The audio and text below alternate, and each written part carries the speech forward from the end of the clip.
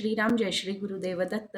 मी जान्हवी आणि माझ्या चॅनलमध्ये परत एकदा सगळ्यांचं खूप स्वागत. आज आपण श्री गुरुचरित्रातील पहिल्या अध्यायाची थोडक्यात माहिती बघणार आहोत. गुरुचरित्र ग्रंथ हा अतिशय पवित्र आहे आणि गुरुचरित्राला 52 किंवा 53 अध्यायामध्ये विभागलेला आहे. काही पोथ्यांमध्ये त्यांचे 53 अध्यायसुद्धा सांगण्यात आलेले आहेत. हा जो ग्रंथ आहे याच्यातली जी एकूण ओवी संख्या आहे ती आहे 7491 आणि याला 3 भागात विभागला आहे. ते म्हणजे ज्ञानकांड, कर्मकांड आणि भक्तिकांड. तर असा हा पवित्र श्री गुरुचरित्र ग्रंथ.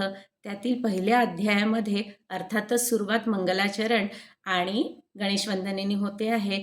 याचे जे लेखक आहे सरस्वती गंगाधर, ते सर्वप्रथम गणपतीला वंदन करतात.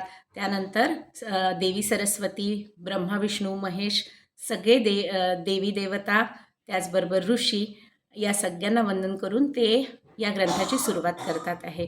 आणि ते गुरु नृसिंह सरस्वती यांना करतात आहे की हा जो ग्रंथ आहे हा छान प्रकारे लिहिण्याची मला प्रेरणा मिळावी याच्यासाठी ते त्यांना प्रार्थना करतात.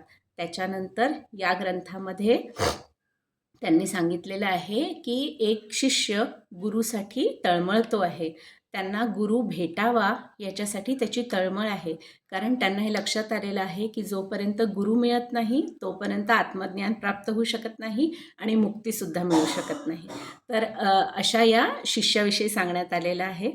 आणि त्यानंतर या गुरुचरित्राला त्यांनी कामधेनू म्हटलेलं आहे की गुरुचरित्र हा एक कामधेनू आहे. ज्याप्रमाणे कामधेनू आपल्या सगळ्या इच्छा पूर्ण करते त्याचप्रमाणे हा ग्रंथसुद्धा वाचल्याने तुमच्या सर्व मनोकामना पूर्ण होतात आणि तुमच्या इच्छा पूर्ण होतात.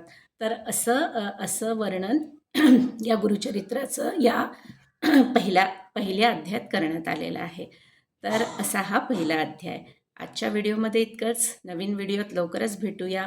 तोपर्यंत माझ्या चॅनलला शेअर, लाईक आणि सबस्क्राईब करायला विसरू नका.